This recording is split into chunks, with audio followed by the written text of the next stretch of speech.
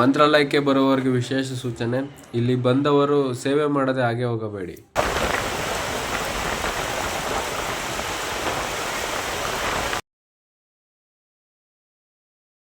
Hi hello ನಮಸ್ಕಾರ, welcome back to ನನ್ಗನ್ಸಿದ್ದು. Last ಮಂತಿಂದ ಸ್ವಲ್ಪ ಮಂತ್ರಾಲಯಕ್ಕೆ ಹೋಗ್ಬೇಕಂತ ಪ್ಲಾನ್ ಮಾಡ್ತಿದ್ದೆ. ಆ ಮಂತ್ರಾಲಯಕ್ಕೆ ಹೋಗೋಕ್ಕೂ ಯಾಕೋ ಟೈಮ್ ಆಗ್ತಿರ್ಲಿಲ್ಲ.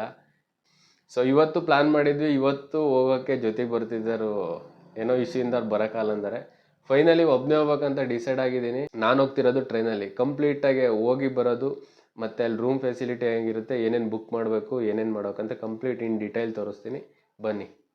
ಬ್ಯಾಗ್ ತಗೊಂಡು ಮೆಜೆಸ್ಟಿಕ್ಕಿಗೆ ಬಂದೆ. ಮೆಜೆಸ್ಟಿಕ್ಕಿಂದ ನೈಟ್ ಟೈಮ್ 3 ಟ್ರೈನ್ ಇದೆ. 7:20 8:40 ಮತ್ತು 11:20. ನಾನು ಹೋಗ್ತಿರೋದು 8:40 ಉದ್ಯಾನ ಎಕ್ಸ್ಪ್ರೆಸ್. ಇದು ಬೆಂಗಳೂರು ಟು ಪುಣೆ, ಮುಂಬೈ ಬಿಟ್ಟು ಸ್ವಲ್ಪ ಮುಂದೆ ಹೋಗುತ್ತೆ. ಸೊ ರಶ್ ಇರುತ್ತೆ, ಆದಷ್ಟು ಬೇಗ ಹೋಗಿ ಸೀಟ್ ಸಿಗುತ್ತೆ.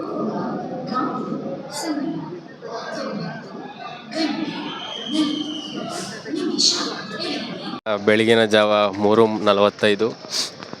ಕೊನೆಗೂ ರಾಯರ ದರ್ಶನ ಮಾಡೋದಕ್ಕೆ ಬಂದ್ಬಿಟ್ಟೆ. ನೈಟ್ ಟೈಮ್ ಏನಾದ್ರು ಬರೋರಿಗೆ ಇಲ್ಲೇನು ಯಾವುದೇ ಭಯ ಪಡೋದಾಗಲಿ, ಯಾವುದೇ ಥರ ತೊಂದರೆ ಆಗೋದಾಗಲಿ ಏನಿಲ್ಲ. ಯಾಕಂದರೆ ತುಂಬ ಜನ ಓಡಾಡ್ತಿರ್ತಾರೆ. ಎಲ್ಲ ಬೆಂಗಳೂರು ಸೈಡಿಂದ ಬರೋ ಎಲ್ಲ ಟ್ರೈನ್ಸ್ಗೆಲ್ಲ ಬರ್ತಿರ್ತಾರೆ. ನೀವೇ ನೋಡ್ಬೋದು, ಇಲ್ಲಿ ತೋರಿಸ್ತೀನಿ ಎಷ್ಟು ಜನ ಬಂದಿರ್ತಾರಂತ.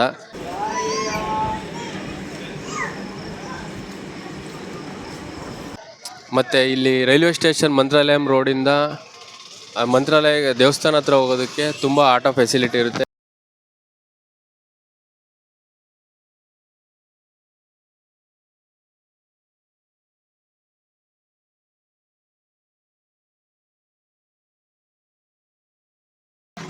ಮಂತ್ರಾಲಯದಲ್ಲಿ ನೀವೇನಾದ್ರು ರೂಮ್ ಬುಕ್ ಮಾಡ್ಬೇಕಂದ್ರೆ ಟ್ರಸ್ಟ್ ಅವ್ರದ್ದೇ ಒಂದು ವೆಬ್ಸೈಟ್ ಇದೆ, SRS ಮಠ. ಇದರಲ್ಲಿ ಸರ್ಚ್ ಮಾಡಿದ್ರೆ ನಿಮಗೆ ರೂಮ್ ಸಿಗುತ್ತೆ. ಇದು ಬೇಡ ಅಂದರೆ ವಿಶಾಲವಾಗಿ ದೇವಸ್ಥಾನದ ಮುಂದೆನೇ ಜಾಗ ಇದೆ, ಮಲ್ಕೋಬೋದು. ಅದನ್ನ ಬಿಟ್ಟು ನೀವೇನಾದ್ರು ಪ್ರೈವೇಟಾಗಿ ಬೇರೆ ಕಡೆ ರೂಮ್ ಮಾಡ್ತೀವಿ ಅಂದರೆ ಅದಕ್ಕೂ ರೂಮ್ ಇರುತ್ತೆ. ಬಟ್ ವೀಕೆಂಡಲ್ಲಿ ಸ್ವಲ್ಪ ಎಕ್ಸ್ಪೆನ್ಸ್ ಇರುತ್ತೆ, ನೋಡ್ಕೊಂಡು ಬುಕ್ ಮಾಡಿ. ಇನ್ನೂ ಬೆಳಕೆ ಆಗಿಲ್ಲ. ಈ ಕತ್ಲಲ್ಲೇ ತುಂಗಭದ್ರಾ ನದಿಯಲ್ಲಿ ಭಕ್ತಾದಿಗಳು ತುಂಬ ಜನ ಸ್ನಾನ ಮಾಡ್ತಿದ್ರು. ಅವ್ರ ಜೊತೆಗೆ ನಾನು ಒಬ್ಬ ಮಾಡ್ಕೊಂಡು ಅಲ್ಲಿಂದ ದರ್ಶನಕ್ಕೆ ಹೋಗೋಣ ಅಂತೇಳಿ ಹೊರಟೆ.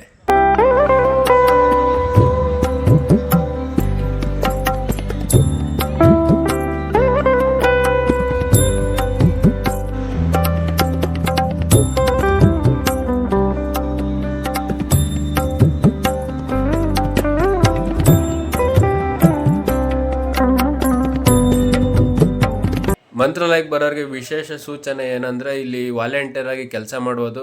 ಅಲ್ಲಿ ಏನಿರಲ್ಲ, ಊಟ ಬಡ್ಸೋಕೆ ಹೋಗ್ಬೋದು ಮತ್ತು ಪ್ರಸಾದ ಪ್ಯಾಕಿಂಗ್ ಮಾಡೋಕೆ ಹೋಗ್ಬೋದು. ಇಲ್ಲ ಬೃಂದಾವನದ ಹತ್ರಲ್ಲೆಲ್ಲ ಜನ ಕ್ರೌಡ್ ಜಾಸ್ತಿ ಇತ್ತಂದರೆ ಅದನ್ನು ಮೇಂಟೈನ್ ಮಾಡೋಕೆ ಹೋಗ್ಬೋದು. ಈ ಮುಂದೆಗಡೆ ಕಾಣ್ತಿರೋ ಬಿಗ್ ಸ್ಕ್ರೀನ್ ಕೆಳಗಡೆ ಗುರುಪಾದ ಸೇವಾ ಆಫೀಸ್ ಅಂತ ಇದೆ. ಇಲ್ಲಿಂದ ಸ್ವಲ್ಪ ಒಳಗಡೆ ಬಂದೆ ನಿಮ್ಮ ಲೆಫ್ಟ್ ಸೈಡಿಗೆ ಒಂದು ಆಫೀಸ್ ಕಾಣುತ್ತೆ. ಇದೇನು ನಾನು ತೋರಿಸ್ತಿದ್ದೀನಿ ಅಲ್ಲೇ ಸ್ಟ್ರೈಟ್ ಇದೆ ನೋಡಿ. ಇಲ್ಲಿ ಬಂದಮೇಲೆ ರಿಜಿಸ್ಟ್ರೇಷನ್ ಆಗಬೇಕು. ಏನಿಲ್ಲ, ಸಿಂಪಲ್ ಆಗಿರುತ್ತೆ. ಎನಿ ಗೌರ್ಮೆಂಟ್ ID ಪ್ರೂಫ್ ಕೊಡಬೇಕು. ಆಧಾರ್ ಕಾರ್ಡು, ಪಾನ್ ಕಾರ್ಡ್ ಏನಾದರೂ ಕೊಟ್ಟರೆ, ಅದಿಲ್ಲ ಅಂದರೆ 100 200 ಕೊಟ್ಟರೆ ಅದು ರಿಟರ್ನ್ ಕೊಡ್ತಾರೆ. ID ಪ್ರೂಫ್ ರಿಟರ್ನ್ ಕೊಡ್ತಾರೆ. ಇಲ್ಲಿ ರಿಜಿಸ್ಟ್ರೇಷನ್ ಆದಮೇಲೆ ಒಂದು ಬ್ಯಾಡ್ಜ್ ಕೊಡ್ತಾರೆ. ಆ ಬ್ಯಾಡ್ಜ್ ಹಾಕೊಂಡು ನಮ್ಮ ಸೇವೆ ಸಲ್ಸೋಕೆ ಹೋಗ್ಬೋದು.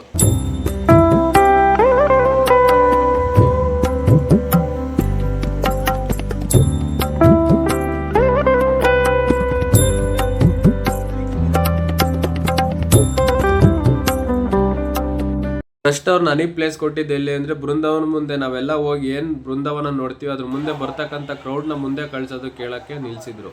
ನೆಕ್ಸ್ಟ್ ಅಲ್ಲಿಂದ ಅನ್ನಪೂರ್ಣ ಭೋಜನ ಶಾಲೆ ಹತ್ರ ಹೋಗಿ ಅಲ್ಲಿ ಸ್ವಲ್ಪ ಹೊತ್ತು ಊಟ ಎಲ್ಲ ಬಡಿಸಿ ನಾನು ಪ್ರಸಾದ ತಿಳ್ಕೊಂಡು ಬಂದೆ.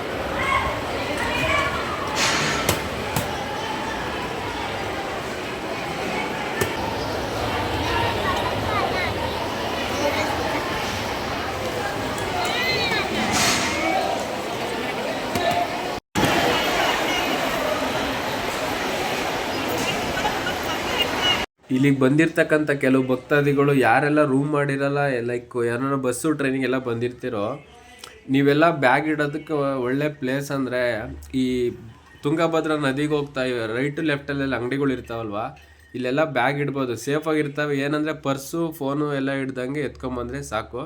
ಲೈಕ್ ಬರ್ತಾ ಅವ್ರ ಅಂಗಡಿಲಿ ಏನಾದ್ರು ಒಂದು ಶಾಪಿಂಗ್ ಮಾಡ್ಕೊಂಬಂದರೆ ಸಾಕು. ಅಷ್ಟೇ ಎಲ್ಲ ಮುಗಿಸ್ಕೊಂಡ್ಮೇಲೆ ಆಟೋದವ್ರು 4 ಪ್ಲೇಸಿಗೆ 150 ರೂಪಾಯಿ ಅಂತೇಳಿ ಕರ್ಕೊಂಡು ಹೋಗ್ತಾರೆ. ಇವರೆಲ್ಲೆಲ್ಲಿ ಕರ್ಕೊಂಡು ಹೋಗ್ತಾರೆ ಅಂದರೆ ಅಭಯ ಆಂಜನೇಯ, ಬಿಚ್ಚಾಲೆ ನಾಗಪ್ಪ ಮತ್ತು ರಾಯರ ಏಕಶಿಲ, ಬೃಂದಾವನ, ಪಂಚಮುಖಿ, ಆಂಜನೇಯ ತೋರಿಸ್ಕೊಂಡು ಅಲ್ಲಿಂದ ಬರ್ತಾರೆ.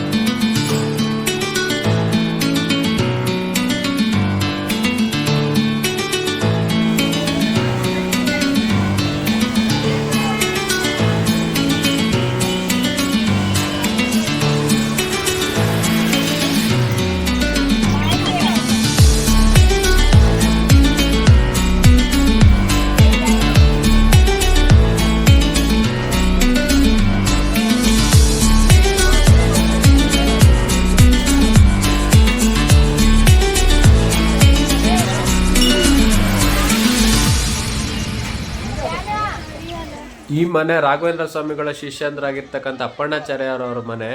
ಇದು 2009ರಲ್ಲಿ ಹೆವಿ ಮಳೆ ಫ್ಲಡ್ ಎಲ್ಲ ಬಂತಲ್ಲ, ಆ ಟೈಮಲ್ಲಿ ಕೊಚ್ಕೊಂಡೋ ಇರುತ್ತೆ. ಸೇಮ್ ಅದೇ ಥರನೇ ರೀಕನ್ಸ್ಟ್ರಕ್ಟ್ ಮಾಡೋರು, ಹಳೆ ಕಾಲದ ಯಾವ ಥರ ಇರುತ್ತೆ ಅದೇ ಥರ.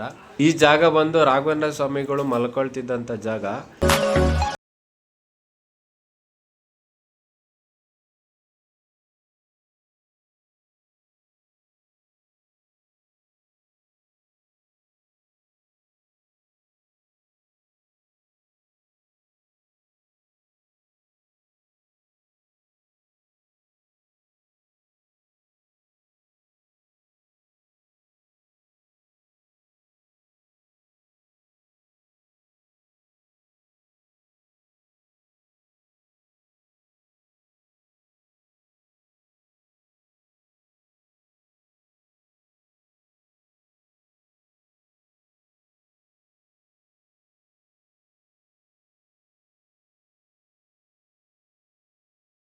ಮತ್ತೆ ಆಟೋದಲ್ಲೇ ರೈಲ್ವೆ ಸ್ಟೇಷನ್ ಕಡೆ ಬಂದೆ.